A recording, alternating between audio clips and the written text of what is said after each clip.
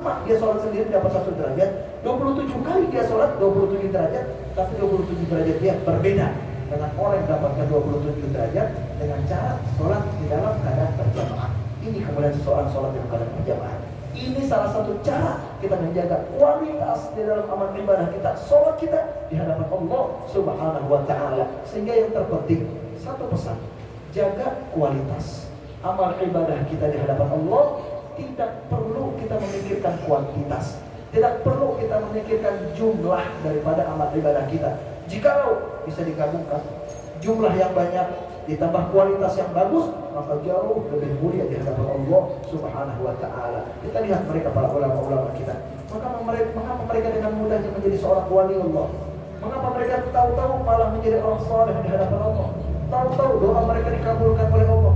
Tahu-tahu mereka menjadi orang yang dekat di sisi Allah, di sisi Nabi Muhammad, karena mereka menjaga kualitas di dalam amal ibadah mereka di sisi Allah Subhanahu wa Ta'ala. Sehingga amalan yang paling ampuh membuat kita menjadi orang saleh, membuat kita menjadi orang baik, membuat kita menjadi orang yang dekat dengan Allah, dekat dengan Nabi Muhammad, adalah dengan cara kita menjaga kualitas di dalam amal ibadah kita di sisi Allah Subhanahu wa Ta'ala. Sehingga kualitas tersebut mampu kita aplikasikan, kita jadikan untuk bisa hati yang mudah sujud di hadapan Allah Subhanahu wa Ta'ala. Al-Imam Ahmad bin Hanbal pernah diceritakan, beliau tatkala meninggal dunia, sebelum meninggal dunia, beliau tatkala sakaratul maut, ihtibar sakaratul maut, ditalkinkan oleh murid beliau, qul la ilaha illallah, wahai imam, ucapkanlah la ilaha illallah. Apa yang dijawab oleh Imam Ahmad bin Hanbal? Imam Ahmad bin Hanbal berkata, la, tidak, dan tidak. Sang murid bingung.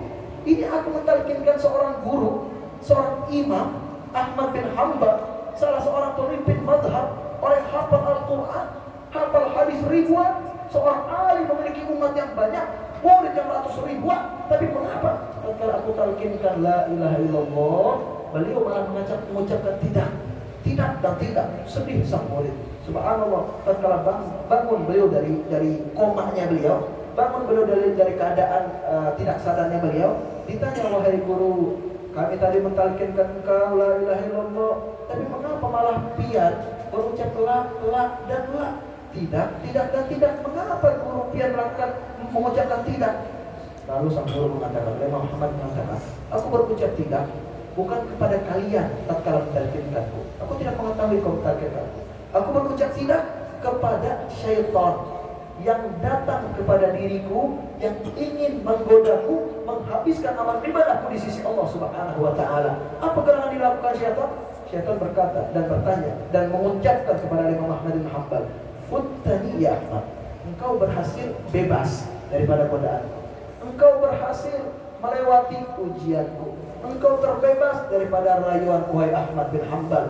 Demi Allah, jikalau Al-Imam Ahmad bin Hanbal berkata, "Na'am, benar aku telah berhasil," seluruh amalan Al-Imam Ahmad bin Hanbal akan dihapuskan dan sirna di sisi Allah Subhanahu wa Ta'ala. Mengapa? Karena ada sifat ujub. Rasa, oh benar, aku sudah bebas dari syaitan, sedangkan roh beliau belum keluar. Jikalau roh belum keluar, maka godaan syaitan ini lebih berat. Sehingga dalam keadaan sakaratul maut, di dalam keadaan bahaya-bahayanya setiap mayit dalam keadaan bahaya-bahayanya. Kenapa? Di dalam keadaan semacam itu syaitan akan menawarkan hal-hal yang tidak baik, yang bisa membuat dirinya kufur. Tidak secara zahir, tapi secara batin dia bisa kufur di hadapan Allah Subhanahu wa Ta'ala. Sehingga disunahkan oleh ulama fikih kita, tatkala ada mayit yang mana sudah mau sakaratul maut, sebelum ditalkinkan, minumkan air dingin. Kenapa? Karena mereka dalam keadaan kehausan, cuma tidak mampu lisannya meminta air minum. Karena pikirannya sibuk digoda oleh syaitan, diganggu oleh syaitan. Syaitan mengatakan, kamu harus mengikutiku, kamu harus semacam ini dan semacam itu. Sekelas Imam Ahmad bin Hanbal digoda, sekelas orang alim, pemimpin mazhab digoda, hampir terjerumus. Tapi tidak semudah itu yang menjerumuskan seorang Imam Ahmad bin Hanbal. Sehingga Imam Ahmad bin Hanbal tatkala digoda, engkau telah berhasil melewati rayuanku, ingin mengirimkan sifat ujub di dalam hati Imam Ahmad bin Hanbal, ternyata gagal. Imam Ahmad bin Hanbal mengatakan, tidak, aku belum berhasil karena rohku belum keluar. Tidak, aku belum meninggal dunia, aku belum bebas daripada rayuanmu, daripada godaanmu, daripada daripada ajakanmu, karena aku adalah hamba Allah Subhanahu wa ta'ala yang hati sujud di sisi Allah Subhanahu wa ta'ala. Meninggallah beliau di dalam keadaan mulia, dalam keadaan agung. Bahkan disebutkan oleh para ulama sejarah bahwasanya tatkala beliau meninggal dunia, setiap orang satu kampung, satu kota mensolati beliau. Bahkan orang-orang dari kota luar ikut datang ingin mensolati beliau, berkapal-kapal datang. Zaman dahulu kendaraan paling cepat untuk menyeberangi antara pulau dengan pulau adalah kapal. Tidak ada jembatan, tidak ada pesawat, tidak ada kendaraan lainnya, kapal. Sehingga mereka tatkala datang berbondong-bondong dengan kapal-kapal mereka, orang-orang di kota bilang, jangan kalian turun daripada kapal kalian. Sholat Al-Imam Ahmad bin Hanbal dari atas kapal kalian. Kenapa? Karena satu kota sudah penuh, untuk mensolati tidak mampu menampung orang yang lebih banyak lagi. Subhanallah, saking banyaknya orang yang mensolati kemudian Al-Imam Ahmad bin Hanbal. Mengapa? Karena beliau orang yang hatinya sujud di hadapan Allah, tidak mudah tergoda oleh godaan syaitan.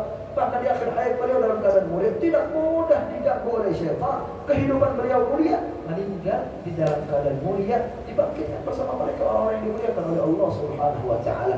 Ini yang kita harapkan. Mengapa mereka mendapatkan kemuliaan semacam itu? Kualitas di dalam amal ibadah kepada Allah mereka jaga, sehingga disebutkan di dalam sebuah ucapan bahwasanya hendaklah kalian memiliki harapan besar terhadap diterimanya amal dibandingkan daripada banyaknya amal tersebut. Kita terkadang banyak sholawat saja, banyak la ilaha illallah saja, tidak tahu kita itu diterima atau tidak. Jikalau kita ingin diterima, jaga kualitasnya. Sehingga kita disebutkan, diilustrasikan oleh Imam Ghazali, seperti kita sholat misalnya, kita sholat kalau tidak khusyuk, maka seakan-akan kita memberikan hadiah kepada Allah Subhanahu wa ta'ala, hadiah yang tidak ada isinya. Seperti kita memberikan hadiah misalnya ke wali kota, memberikan hadiah misalnya ke Pak Gubernur, sebuah kotak kado, ternyata isinya kosong. Apa respon seorang wali kota? Apa respon seorang gubernur? Pasti akan marah. Mengapa dia menipuku? Memiliki kedok baik, tapi tidak ada isinya. Terlebih jika isinya ternyata kotoran, terlebih jika isinya ternyata hal-hal yang tidak baik, maka justru akan marah, murka terhadap orang yang memberikan hadiah. Seperti itu juga kita. Sholat kita benar, kedoknya bagus, sholat, tapi ternyata isinya, dalam sholat kita mikirkan dunia, dalam sholat kita masih tidak khusyuk, dalam sholat tidak mampu menangis di hadapan Allah, bacaan Al-Quran kita tidak menuntun kita untuk semakin dekat kepada Allah Subhanahu wa ta'ala. Ini harus kita pertanyakan dalam diri kita. Kita takut memberikan hadiah kepada Allah, ternyata hadiah tersebut malah mengundang murkanya Allah, bukan mengundang kebaikan dan pahala ibadah di sisi Allah Subhanahu wa ta'ala. Menjaga kualitas di dalam amal ibadah sangat diperlukan, sehingga cara terampuh untuk menjaga kualitas tersebut adalah dengan kita minta kepada Allah.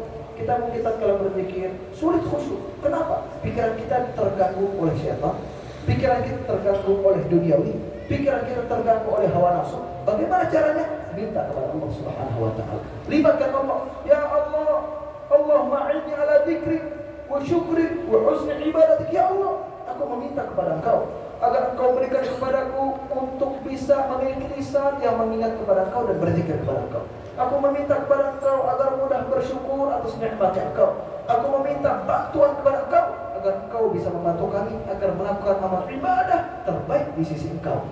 Ini yang kita lakukan. Sehingga dahulu ada seseorang bertanya kepada guru, wahai guru, aku sulit untuk menghilangkan godaan syaitan, hawa nafsu dan dunia daripada hatiku. Bagaimana caranya wahai guru? Seorang guru memberikan ilustrasi, memberikan contoh. Kata seorang guru, bagaimana jika engkau ingin masuk ke dalam rumah seseorang dan rumah tersebut dijaga oleh binatang-binatang buas, misalnya anjing galak misalnya dijaga oleh serigala. Bagaimana engkau ingin memasuki rumah orang tersebut, ingin mengetuk rumahnya, bagaimana? Maka cara terampuh, kata sang murid, aku panggil tuan rumahnya. Panggil tuan rumahnya untuk mengusir binatang-binatang galak dan beringas tersebut agar aku bisa memasuki rumah orang tersebut. Seperti itu juga engkau minta kepada Allah agar mengusir daripada binatang-binatang buas tersebut dari hati kita, daripada anjing-anjing galak berupa syaitan, hawa nafsu, dunia. Kita minta kepada Allah agar Allah hilangkan, sehingga kita mulai dalam melakukan amal ibadah masuk ke dalam pintunya Allah Subhanahu wa ta'ala. Ternyata mudah. Kita ini makhluk Allah, semuanya ciptaan Allah. Minta kepada Allah, usir hal-hal buruk, biarkan kita mudah untuk melangkahkan kaki menuju amal ibadah di sisi Allah Subhanahu wa Ta'ala. Apa yang kurang yang telah diberikan oleh Allah kepada kita? Semuanya diberikan dengan cuma-cuma oleh Allah. Tinggal kita mau meminta atau tidak. Tinggal kita mau menjaga kualitas ibadah atau tidak. Tinggal kita mau sujud hati kita atau tidak. Itu saja.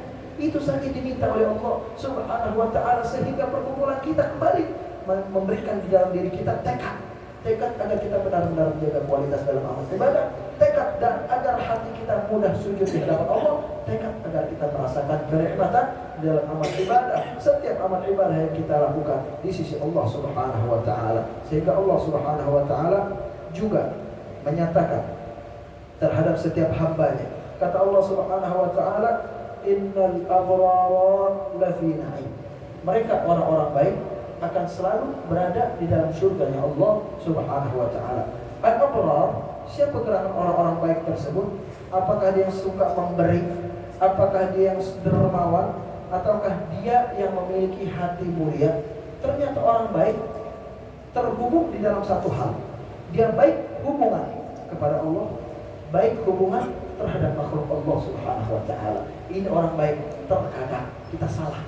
Banyak orang baik hubungan terhadap makhluk, tapi hubungan dengan Allah bobrok. Hubungannya dengan Allah berantakan. Hubungannya dengan Allah tidak baik. Seperti apa? Dia tidak sholat, tapi dia rajin memberi. Hubungannya dengan makhluk baik, tapi hubungannya dengan Allah tidak baik. Atau sebaliknya, hubungannya dengan Allah baik, rajin dia ibadah, sholat dia jaga, tapi hubungan dengan makhluk tidak baik. Ini yang perlu kita perbaiki. Hubungan kita dengan Allah, hubungan kita juga dengan makhluk Allah Subhanahu wa Ta'ala. Bahkan salah satu alasan mengapa kita sholat dalam keadaan bersaf-saf, kata Nabi Muhammad, agar tidak ada kebencian satu sama lain, sehingga saling dekat-dekatan. Sehingga kata Nabi Muhammad, barang siapa yang sholat berjamaah di safnya dan dia renggang di safnya, maka hatinya akan